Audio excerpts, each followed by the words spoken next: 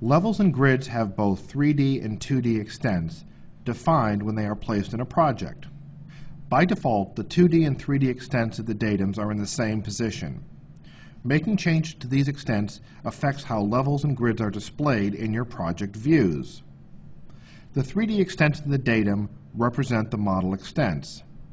If a change is made to the 3D extents, this change is reflected in all of the views.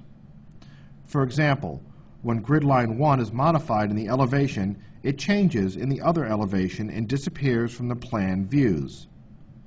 The other grids are locked to grid 1, so they are changed as well. In order for a grid to be visible in a plan view, the grid's 3D extent must intersect the level datum of that plan.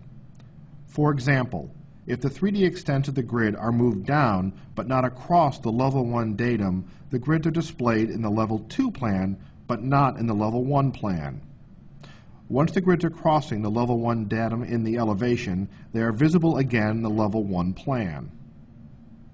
To display the grids in the plan views but not have grid lines on top of the elevation view, you can modify the 2D extents of the grid independently from the 3D extents. Select a grid line and click the 3D 2D setting for the grid. With the grid now set as a 2D element, changes made to it will be reflected in the current view only. The 3D extents of the grid are not modified and are represented by a dashed line with a hollow dot. If you switch multiple grids to 2D before making changes, the 2D extents are locked and will move together. 2D extents of grids and levels are view-specific and must be positioned in each view.